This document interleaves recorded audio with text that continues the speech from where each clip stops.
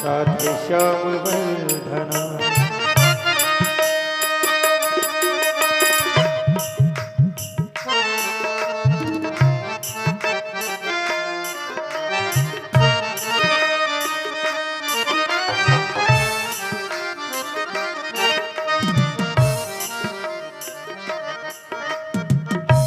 जब जब जिसने तुझको पुकारा, जब जब जिसने तुझको पुकारा, तूने दिया है भगवन बढ़कर सहारा। तूने दिया है भगवन बढ़ के सहारा। मैं भी तो आया भगवन सुनो मेरी वंदना। मैं भी तो आया भगवन सुनो मेरी वंदना। सीताराम वंदना, राधे श्याम वंदना। सीताराम वंदना, राधे श्याम वंदना।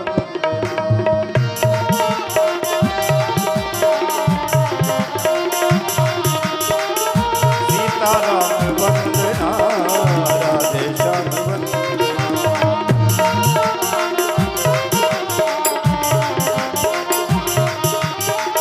देवकी के नंदना की बारी बारी वंदना।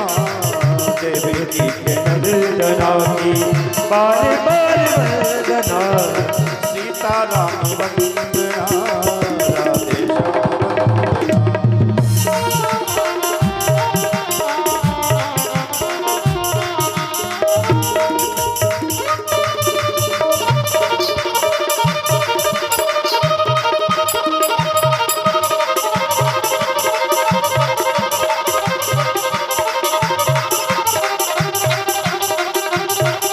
जय हो।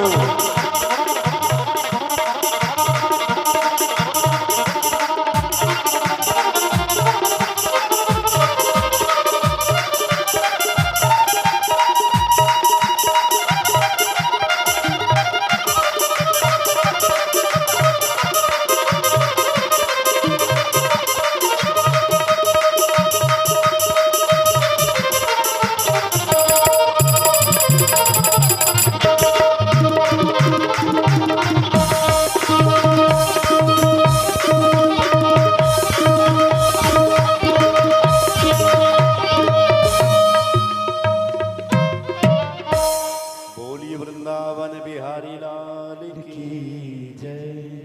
अंत समय में भगवान का नाम निकल आए तो फिर जन्म भी नहीं होगा, और फिर जन्म अगर नहीं होगा तो मृत्यु भी नहीं होगी।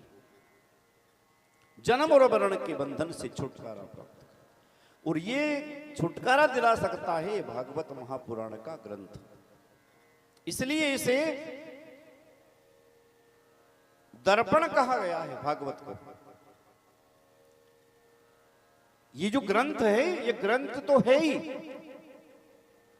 12 स्कंद, 335 अध्याय, 18,000 श्लोक, 5,76,000 अक्षर भागवत में। इसको दर्पण कहा है शास्त्र में।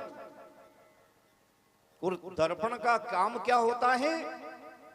अपने यथार्थ का दर्शन कराना। हम जो हैं वर्तमान में, वैसा ही हमें दर्शन करा देता है। चित्र अलग होता है, दर्पण का काम अलग होता है। देखो, 20 वर्ष की उम्र का चित्र अगर हमने खिंचवा के फ्रेम में जड़ाकर रख दिया, उसको हम 80 साल की उम्र में भी देखेंगे तो वो चित्र हमें 20 वर्ष का ही दिखेगा। बहुत सुंदर दिखेगा हमारा फोटो। हम बच्चों को बताते थे कि जवानी को फोटो हमारो असी मूछ थी हमारी, हम असो शरीर थो। वो 20 साल का फोटो भी आज 80 साल में देखेंगे तो 20 साल का ही दिखेगा हमें, और बड़े प्रसन्न होते हैं उसे देखकर। लेकिन कांच के सामने अगर हम खड़े हो जाएंगे तो कांच हमें जो है हम वैसा ही हमें दर्शन कराएगा, वो झूठ नहीं बोलेगा।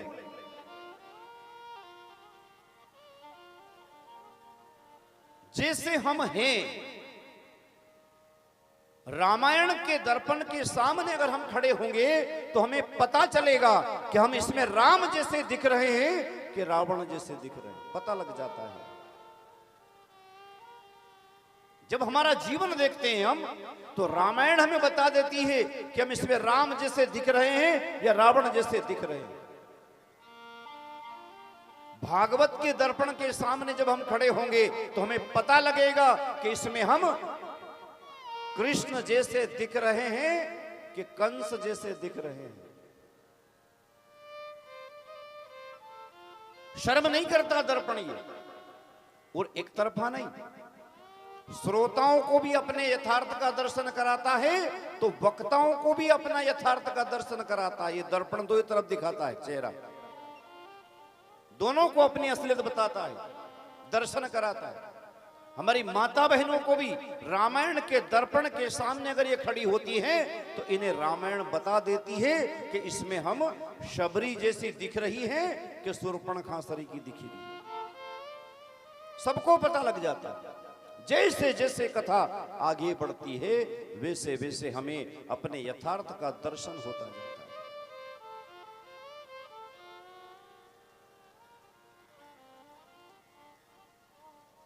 इसलिए इसे दर्पण कहा गया शास्त्र को। ये इतिहास अगर होता, हमारे जितने शास्त्र हैं ये सब इतिहास अगर होते तो कहीं ना कहीं किसी न किसी विद्यालय में, यूनिवर्सिटी में, कॉलेजों में इसे पढ़ाया जाता। लेकिन ये तो दर्पण है। क्या आज नई शिक्षा नीति लागू हो रही है, उसमें शास्त्रों का भी अध्ययन होगा बच्चों को। ये नई शिक्षा नीति में वेदों का, श्रीमद् भगवत गीता, श्रीमद् भागवत महापुराण, 18 पुराण, इन सब का अध्ययन स्कूलों में भी होना है अब तो नई शिक्षा नीति के तहत। वो मेकाले की शिक्षा पद्धति को समाप्त धीरे धीरे करके नई शिक्षा नीति लागू हो रही है देश में। लेकिन सिर्फ एक निवेदन कि जो 84 लाख में भटकने के बाद मनुष्य जन्म मिला, एक सच्चा सदगुरु मिल जाए तो मरते समय भगवान का नाम हमारे मुंह से निकल आ जाए बस एक बार, फिर ना तो जन्म होगा दूसरा और ना फिर जन्म नहीं होगा तो फिर मृत्यु भी नहीं होगी। शौनक जी ने प्रश्न किया सूत जी महाराज से नैमिषारण्य में,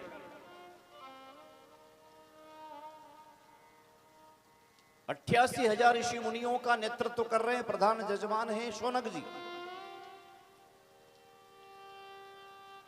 कि श्रीमद् भागवत महापुराण की कथा का प्रचार प्रसार जो गुरुदेव हुआ, उस कलयुग में वो प्रचार प्रसार जो हुआ है वो परीक्षित महाराज के जन्म के बाद हुआ। इसके पहले इतना प्रचार प्रसार नहीं था। तो परीक्षित महाराज के जन्म की कथा श्रवण करवाइए, और उनके जन्म के बाद चक्रवर्ती सम्राट बने परीक्षित महाराज, फिर भी उनको श्राप क्यों लगा,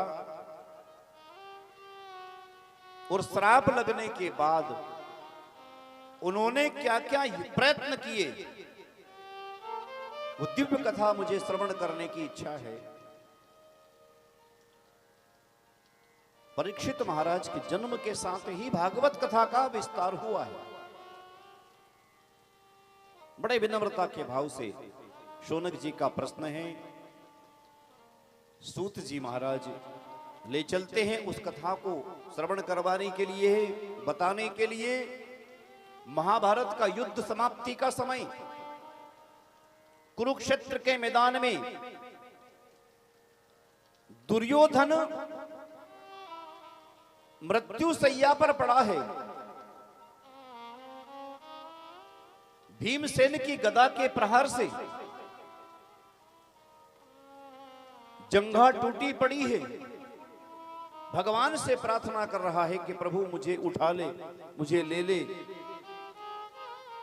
ये दर्द में सह नहीं सकता प्रभु, जितनी जल्दी प्रभु मेरी मृत्यु हो जाए उतना अच्छा है। ये पीड़ा में सह नहीं सकता, लेकिन मर नहीं रहा है, भोग रहा है। उधर बाणों की सेज पर पितामह भीष्म सोए हुए हैं। बाणों से सारा शरीर छलनी है उनका। लेकिन यहां पर देखो विरोधाभास है। एक तरफ दुर्योधन है जो भगवान से मृत्यु मांग रहा है, दूसरी तरफ पितामह भीष्म हैं जिनको इच्छा मृत्यु का वरदान है, फिर भी भोग रहे हैं। एक तरफ भगवान से अगर कहें पितामह भीष्म के प्रभु अब मैं मरना चाहता हूं, उसी समय मृत्यु हो जाए उनकी, वो पीड़ा समाप्त हो जाए, लेकिन पूरा शरीर बाणों की सेज पर छलनी है, इसके बाद भी मर नहीं रहे हैं, भोग रहे हैं। ये कथा हमें शिक्षा दे रही है। और पितामह भीष्म को ये सजा नहीं दी किसी ने, स्वयं इच्छा से भोग रहे हैं, चाहे तो अभी मृत्यु हो जाए। उन्होंने समूचे मानव समाज के लिए एक संदेश दिया है, हम सबके लिए, और वास्तविकता में यही कथा का लक्ष्य भी है। श्रवण करें आप क्यों भोगे। शायद मैंने पिछली कथा में निवेदन किया था, अगर याद रही हो तो, कितने दिन तक भोगे थे पितामह भीष्म बाणों की सेज पर। भगत जी ने करो तो हाथ ऊंचो वहीं से, हाँ कर हिम्मत तो करी, यूं कर दो भले ही ठीक है। वो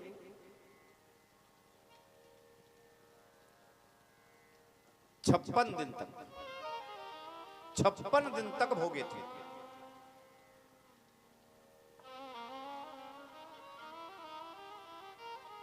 पड़े रहे बाणों के ऊपर। अब जरा विचार करना, किसी के पैर में कांटा लग जाए कितनी पीड़ा होती है हमें, और घाव बन जाता कभी सभी। लेकिन यहां बाणों के ऊपर सो रहे हैं, पूरा शरीर छलनी है, रक्त निकल गया, विरक्त हो गए। एक तो यह संदेश दिया पितामह भीष्म ने कि मैंने दुर्योधन का अन्न खाया अभी तक, जैसा खाएंगे अन्न वैसा होगा मन।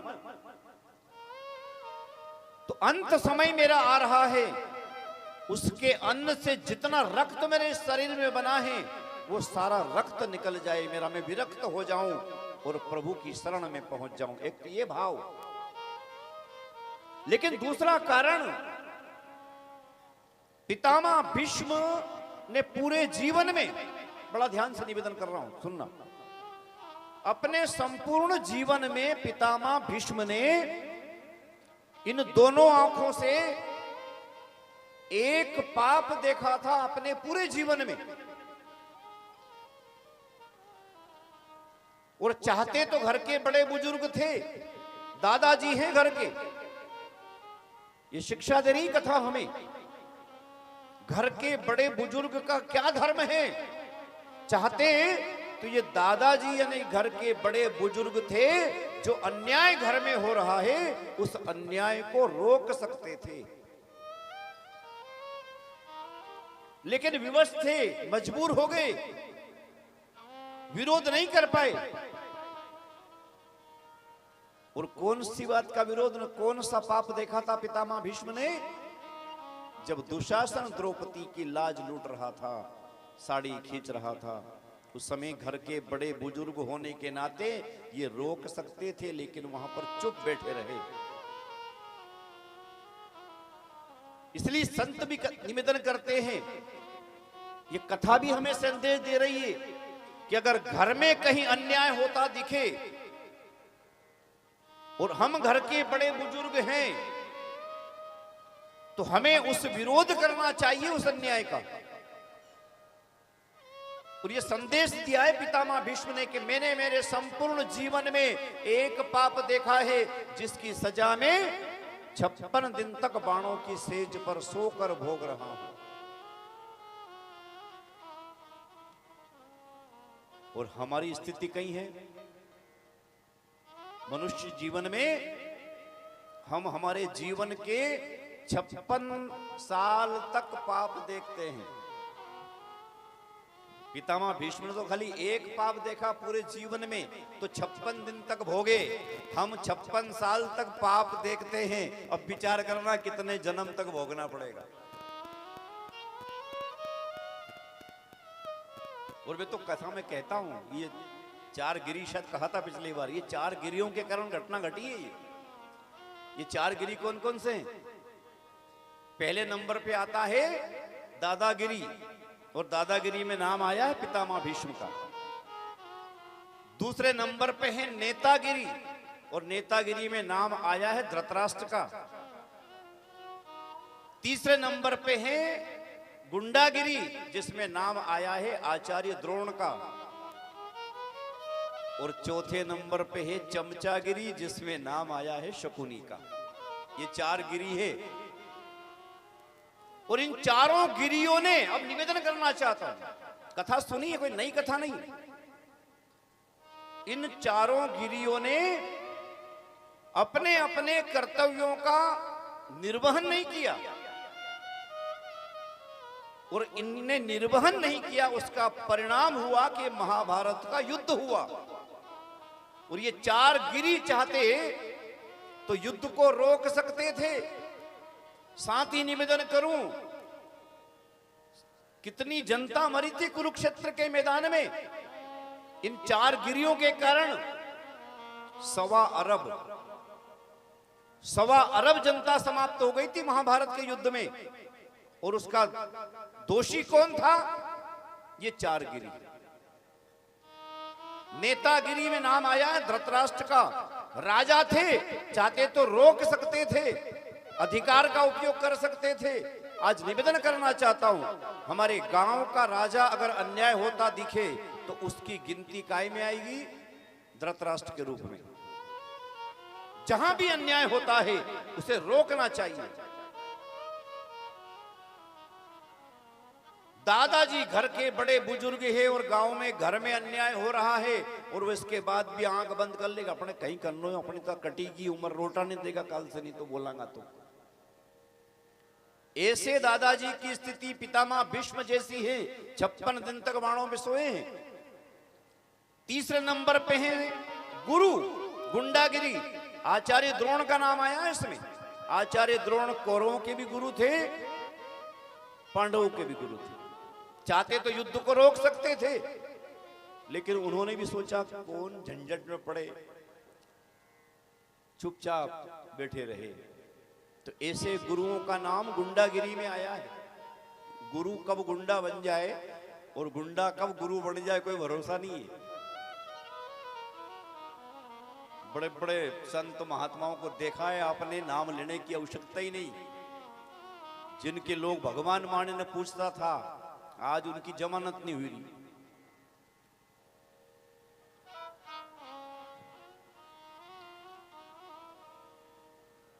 चमचागिरी में शकुनी का नाम आया है। इन 4 गिरियों के कारण ये देश गिरता गया। वरना चाहते तो ये बैठे थे वहां उस सभा में जहां पर द्रौपदी की लाज लूटी जा रही है, लेकिन सब मौन होकर बैठे हैं। उस समय ये द्रौपदी भगवान से प्रार्थना करती है, हे द्वारिकाधीश, आप ही मेरी लाज रख सकते हो। ये दुशासन अपने आप को बहुत बड़ा बलशाली कह रहा है, प्रभु लाज बचाइए मेरी। उस द्वारिकाधीश को जब याद किया, बड़े सुंदर भाव।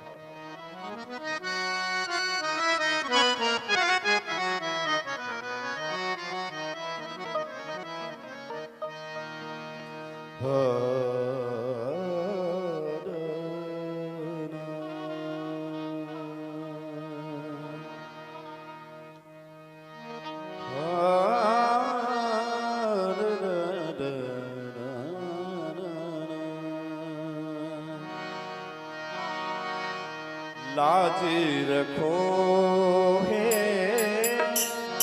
कृष्ण मुरारी। बड़े सुंदर भाव के साथ करुण पुकार द्रौपदी की। हे गिरिधारी, हे गिरिधारी, हे बनवारी, लाज रखो हे कृष्ण मुरारी, लाज रखो हे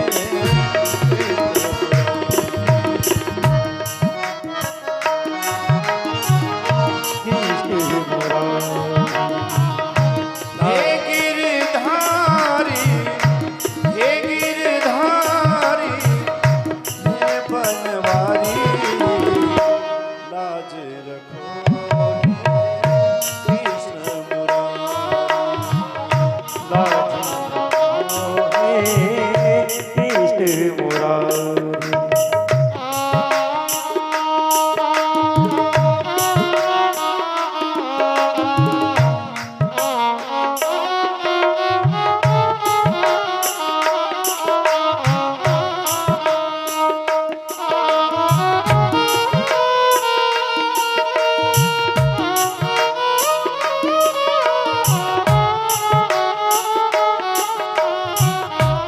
जय हो।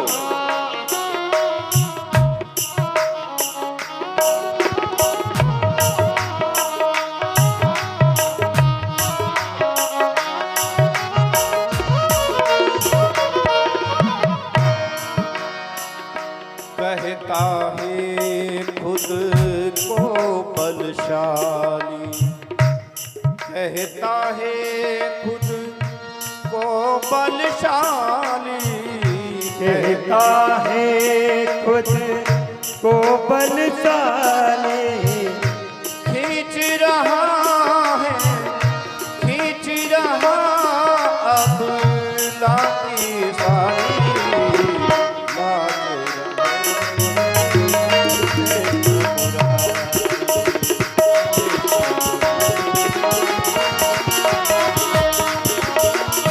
हे गिरधारी, हे गिरधारी, हे बनवारी, लाज रखो हे कृष्ण मुरारी।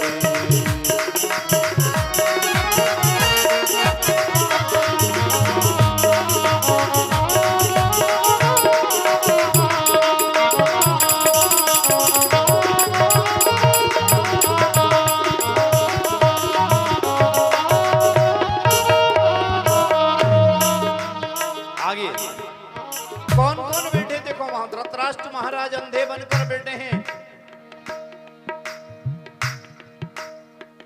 पूरी सभा द्रौपदी घूम घूम के देख रही, चारों तरफ कोई बचाने वाला नहीं है।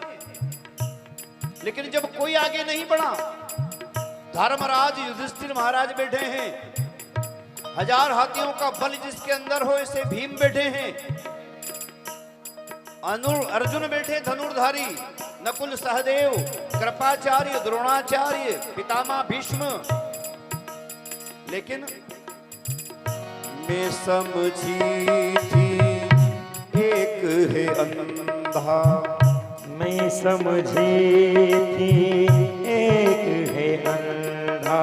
द्रौपदी के भाव देखना, देखो। मैं समझी थी एक है अंधा, मैं समझी थी एक है अंधा। यहाँ तो अंधी, यहाँ तो अंधी सभा है सारी, लाज रखो हे कृष्ण मुरारी, लाज रखो हे कृष्ण मुरारी। हे गिरधारी, हे गिरधारी, कृष्ण मुरारी, लाज रखो हे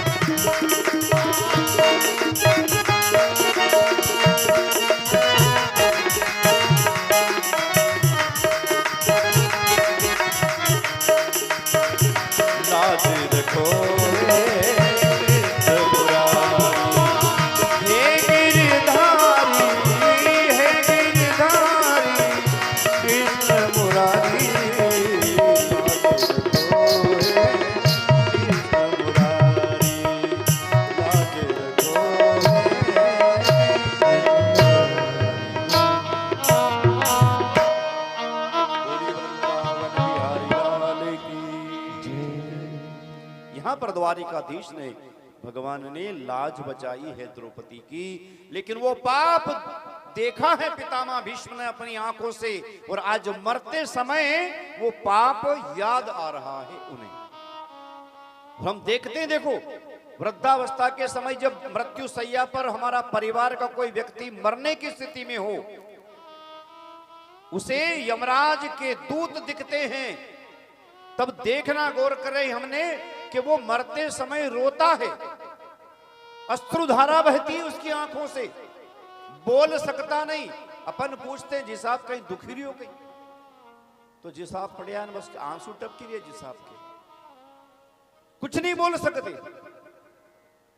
वो इसलिए रोते हैं कि जब समय था तब मैंने भगवान का भजन नहीं किया, और मेरे जाने अनजाने में जो जो पाप हुए मुझसे, वो सारे पाप याद आते हैं उस समय मरते समय। पितामह भीष्म बाणों की सेज पर रोते हुए भगवान को पुकारते हैं, भगवान अब समय आ रहा है मेरा जाने का, आप मुझे विदा करने आइए प्रभु। बाणों की सेज पर विरक्त हो गए।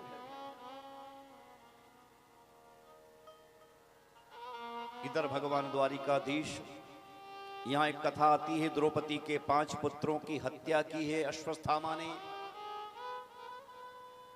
पांडवों को समझकर द्रौपदी के 5 पुत्रों की हत्या कर दी अश्वत्थामा ने, और मस्तक काट कर ले गया दुर्योधन को प्रसन्न करने के लिए कि लो मैं 5 पांडवों को मारकर आ गया। लेकिन जब देखा दुर्योधन ने भी कि अश्वत्थामा ये तूने अनर्थ कर दिया, ये पांडव नहीं उनके पुत्र हैं, ये द्रौपदी के 5 पुत्र तूने उसकी हत्या कर दी, और यही तो हमारे 5 बेटे थे जो हमारे मरने के बाद हमारा क्रियाकर्म करते, तर्पण करते, तूने उनको भी मार दिया, तूने ये अच्छा नहीं किया। बहुत दुख होता दुर्योधन को, इतनी पीड़ा होती है कि दुर्योधन के प्राण निकल गए, दुर्योधन मर जाता है। इधर पितामह भीष्म बाणों की सेज पर भगवान से कह रहे प्रभु अब समय आ गया मेरा, मेरे जीवन में जो एक पाप हुआ है उसकी सजा मैंने 56 दिन तक बाणों की सेज पर भोग ली है प्रभु, अब मैं जाना चाहता हूं और अब मैं मरना चाहता हूं। लेकिन प्रभु मैं मरना चाहता हूं, लेकिन मरते समय आप मुझे विदा करने आओ तो फिर मेरा जन्म नहीं होगा। मैं तृप्त हो गया हूं, मैंने मेरे जीवन में सब कुछ देख लिया प्रभु, लेकिन मैं अब मेरा दोबारा जन्म ना हो प्रभु, इसलिए प्रभु आपको आना पड़ेगा। तब पांडवों को लेकर भागवत में कथा आती है, भीष्म उपदेश दिलाना चाहते हैं भगवान, क्योंकि यहां पर धर्मराज युधिष्ठिर महाराज कौरवों पर विजय प्राप्त कर लेते हैं, चक्रवर्ती सम्राट बन गए, लेकिन बहुत दुखी है कि मैंने ये ताज तो ग्रहण कर लिया है, राजा तो बन गया हूं, मैं जीत कर विजय से मैंने प्राप्त कर ली है, लेकिन किनको मार कर की? अपने परिवार वालों को। कैसे मैं खुशी मनाऊं, कैसे मैं प्रसन्न हूं? ये विजय श्री जो प्राप्त मुझे हुई है किनके कारण, किनको मारकर? मेरे अपने परिवार के लोगों को मार मार कर मैंने समाप्त कर दिया है, और आज मैं जीत गया तो भी मुझे खुशी नहीं है। किसी अपने को, अपने भाई को परास्त करने के बाद हम किसी चीज को प्राप्त कर लें, विजय से प्राप्त कर लें, लेकिन जब विजय हो जाते हैं तो कोई खुशियां मनाने वाला अगर नहीं होता है ना, उत्सव मनाने वाला अगर कोई नहीं हो तो वो विजय, वो जीत भी हार जैसी दिखाई देती। कैसे मनाए, किनके साथ उत्सव मनाए? वो दुख यहां सता रहा है। भगवान ने बहुत समझाया धर्मराज युधिष्ठिर महाराज को, लेकिन बहुत समझाने के बाद भी दुखी हैं। तब भगवान ने सोचा कि इसे इसके परिवार वालों से ही उपदेश दिलाऊं। इसको लग रहा है कि युद्ध मैंने जीता है। तू तो निमित्त है धर्मराज युधिष्ठिर, ये सब करने वाला भी मैं ही हूं, कराने वाला भी मैं ही हूं। तू तो एक माध्यम मात्र है। लेकिन ये नहीं समझेगा मेरे समझाने से। चलो इसको ले चलते हैं पितामह भीष्म के पास, वही इसे ज्ञान देंगे। तब पितामह भीष्म वहां बाणों की सेज पर बड़े सुंदर भाव के साथ पुकार रहे हैं। आइए हम भी भगवान से यही प्रार्थना करें कि प्रभु अंत हमारा समय आए तो प्रभु आपका नाम हमारे मुंह से निकलता जाए, बस ये भाव है। इतना तो करना स्वामी जब प्राण तन से निकले। क्या मांगना भगवान से? इतना तो करना स्वामी जब प्राण तन से निकले, गोविंद नाम रटते ये प्राण तन से निकले। गोविंद नाम रटते जब प्राण तन से निकले।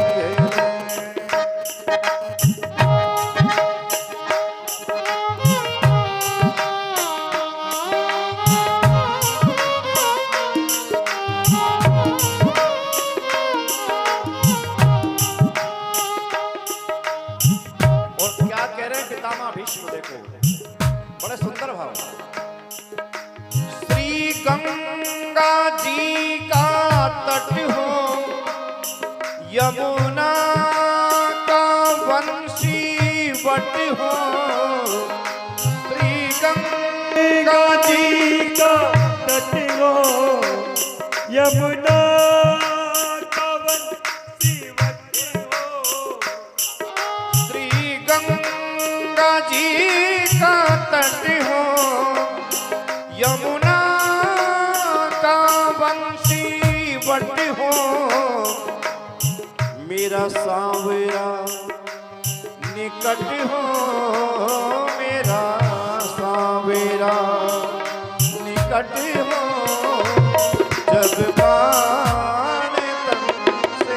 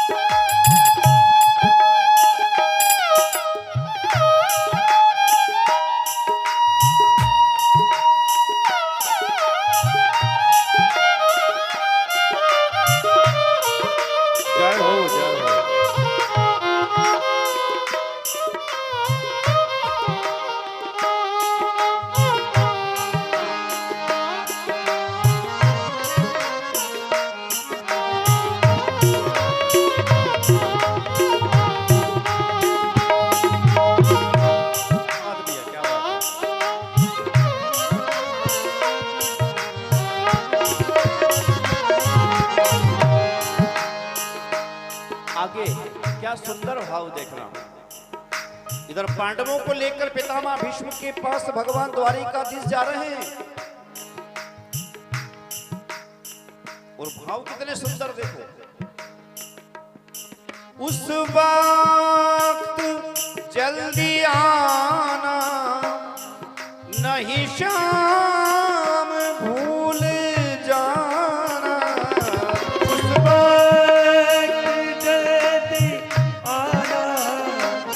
नहीं सब भूल जाना।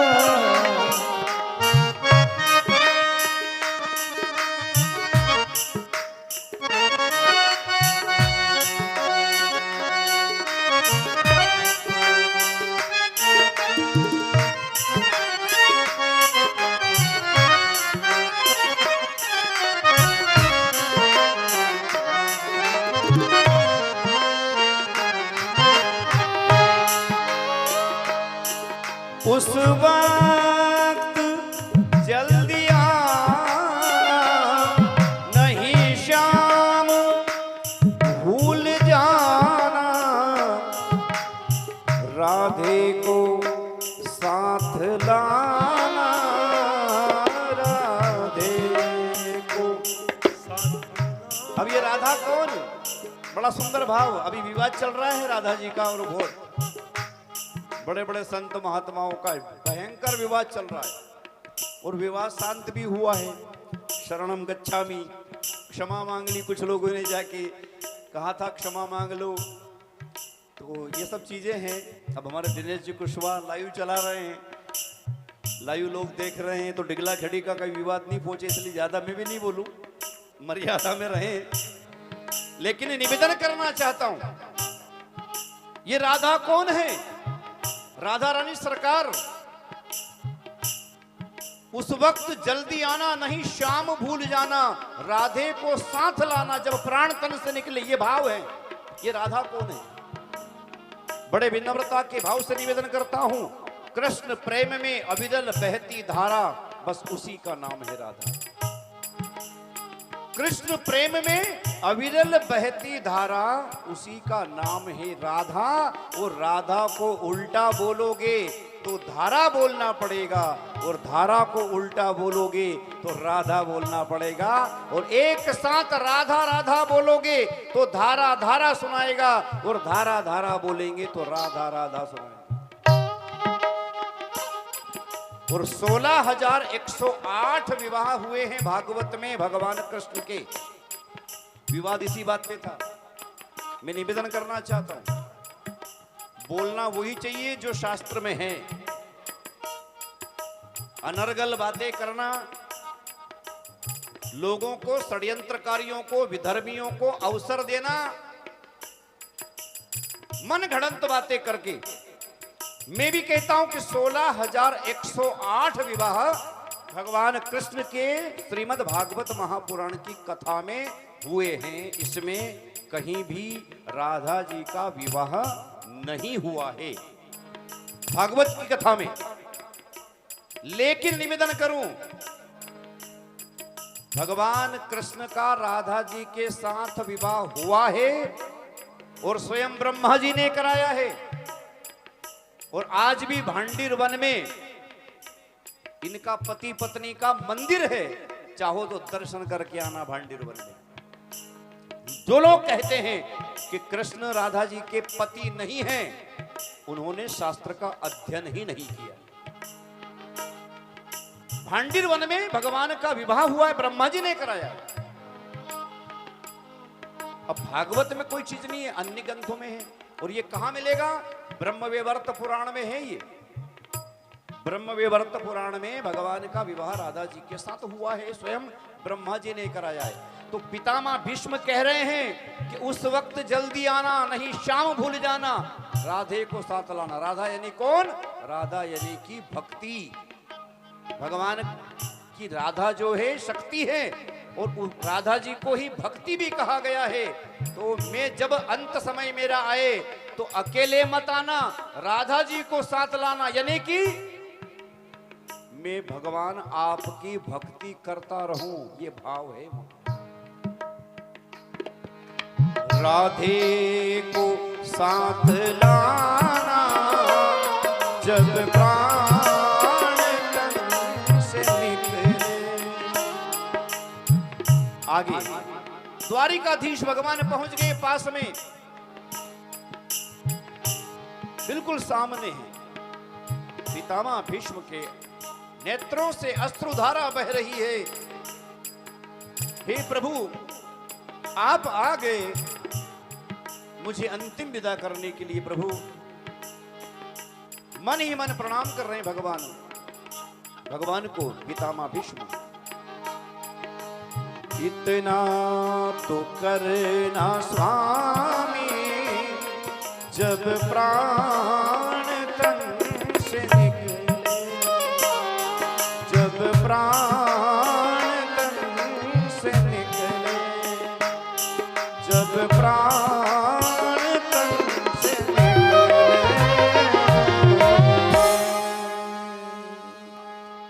द्वारिकाधीश भगवान की जय। मन ही मन प्रणाम किया भगवान को। प्रभु आप आ गए, मैंने याद किया प्रभु मुझे अंतिम विदा करने आए हैं। आज प्रभु मुझे विश्वास हो गया कि आप बड़े कृपालु हैं, दया सिंधु हैं प्रभु, आपने कृपा की मुझ पर। और उस समय पितामह भीष्म से कह रहे हैं भगवान द्वारिकाधीश कि बोलो पितामह, क्या अंतिम इच्छा है आपकी, मैं पूरी करना चाहता हूं। जो भी मांगना है मुझसे आज मांग लीजिए। पितामह भीष्म कह रहे प्रभु आपकी कृपा को मैंने प्राप्त किया है, हर समय प्रभु आप मेरे साथ रहे हो, आपकी कृपा मेरे साथ रही है, मैं भक्ति आपकी करता था प्रभु। यहां तक कि युद्ध भी हुआ हमारा, तो युद्ध में प्रभु सामने आप ही थे मेरे, हर जगह आपकी कृपा मुझे मिलती रही प्रभु। और मुझे वो दृश्य याद है प्रभु कि आपने हमेशा मेरा मान बढ़ाया है। आज अंतिम विदाई करने भी आप आ गए, और उस समय युद्ध में भी प्रभु आपने ही मेरा मान बढ़ाया था। कौन सा मान बढ़ाया पितामह, कौन सा मान बढ़ाया था पितामह का? प्रभु आप तो दयानिधि हैं, आप तो कृपा करके भूल जाते हैं, लेकिन हम याद रखते हैं प्रभु। जब मैंने आपसे युद्ध किया था तो आपने प्रतिज्ञा ली थी कि मैं इस युद्ध में शस्त्र नहीं उठाऊंगा, लेकिन जब मुझसे युद्ध होने लगा अर्जुन का, और आपको पता था प्रभु कि प्रतिज्ञा आपने ली है, और आपको यह भी प्रतिज्ञा, मेरी प्रतिज्ञा भी पता थी प्रभु, मैंने भी आपको कहा था कि मैं भी गंगा पुत्र भीष्म हूं, मैं भी आपको हथियार उठाने के लिए विवश कर दूंगा, और अगर ये नहीं कर पाया तो मैं शांतनु और गंगा का पुत्र नहीं। मैंने भी प्रतिज्ञा ली प्रभु, प्रतिज्ञा आपने भी ली, और आपको लग गया प्रभु कि कहीं ऐसा ना हो मेरे भक्त की प्रतिज्ञा टूट जाए, मेरे भक्त का कहीं मान मर्दन हो जाए। तो प्रभु आपने मेरा मान बढ़ाने के लिए, मेरी प्रतिज्ञा की लाज बचाने के लिए प्रभु आपने अपनी प्रतिज्ञा तोड़ दी थी, और आपने शस्त्र उठा लिया था।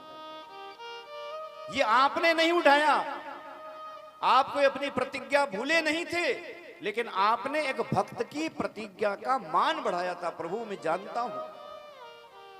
और आज प्रभु आप मुझे विदा करने आए हैं और वरदान की कह रहे हैं, कोई इच्छा पूछ रहे हैं मेरी। मेरी एक ही इच्छा है प्रभु कि मैं अंत समय में, एक मेरे मन में इच्छा शेष रह गई है, और वो इच्छा जब तक मेरी पूरी नहीं होगी तब तक मेरी मुक्ति नहीं होगी, और मुक्ति अगर नहीं हुई तो फिर मुझे वापस जन्म लेना पड़ेगा, और फिर मुझे मरना पड़ेगा। प्रभु ये अंत समय आया है मनुष्य का जन्म मेरा, इसमें मेरी मुक्ति एक बात से नहीं हो सकती, एक काम नहीं कर पाया मैं।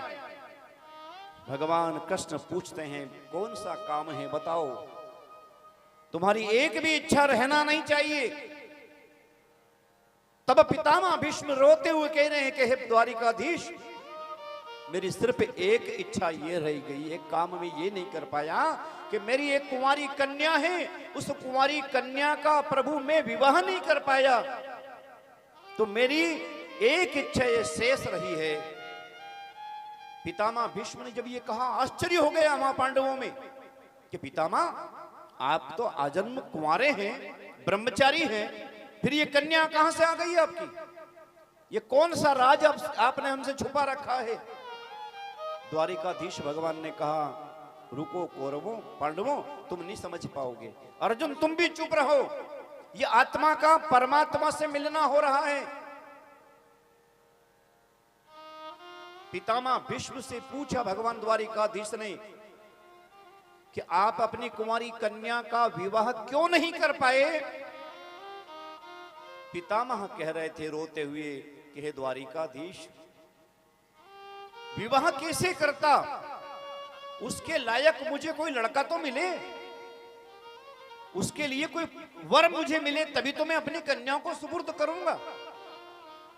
और कल भी मैंने निवेदन किया था, लड़की के लिए, कन्या के लिए अगर वर तलाश करना है तो क्या 3 चीजें चाहिए ना। कौन कौन सी? वही श्लोक पद्म पुराण का, सच्चिदानंद रूपाय विश्वोत्पत्त्यादि हेतवे तापत्र विनाशाय श्री कृष्णाय वयम नमः। ये श्लोक परिचय है। जब तक परिचय नहीं होगा तब तक मैं कन्या कैसे दे दूं? क्यों? 3 चीजें वो आज भी लागू हो रही जो कल निवेदन किया था मैंने। रूप रंग कैसा? पहले तो लड़की के बराबर हमें पुरुष लड़का मिलना चाहिए, जोड़ी मिलना चाहिए ना। तो रूप कैसा होना? स्वरूप परिचय। तो स्वरूप कैसा है भगवान का? सच्चिदानंद रूपाय, सतचित आनंद भगवान का स्वरूप है, यानी कि रूप अच्छा है, जोड़ी मिल गई। दूसरा है कार्य परिचय। कर्ता धर्ता क्या है? छोरा, यदि तो लड़की का संबंध करेंगे हम, अनपढ़ हो, बेरोजगार हो, छोरी भूखे मरे कल से, तो करता क्या है? विश्वोत्पत्त्यादि हेतवे, विश्व की उत्पत्ति करता है, विश्व का पालन करता है, विश्व का विसर्जन संहार भी करता है, काम भी अच्छा करता है, नौकरी धंधा भी बढ़िया है। तीसरा स्वभाव परिचय। छोरे का स्वभाव कैसा? बार बार गुस्सा आए नहीं तो लड़े झगड़े, छोरी तो भी दुखी रहे। तो स्वभाव कैसा है? तापत्रय विनाशाय श्री कृष्णाय वयम नुमः। खाली हाथ जोड़कर नमस्कार करने मात्र से वो भगवान श्री कृष्ण त्रिविध प्रकार के दुखों का नाश कर देता है। इस प्रकार का इतना अच्छा स्वभाव है भगवान का। ये तीनों गुण मिल गए, और वो प्रभु 3 गुण मुझे आज तक नहीं मिले मेरी कुमारी कन्या के लिए।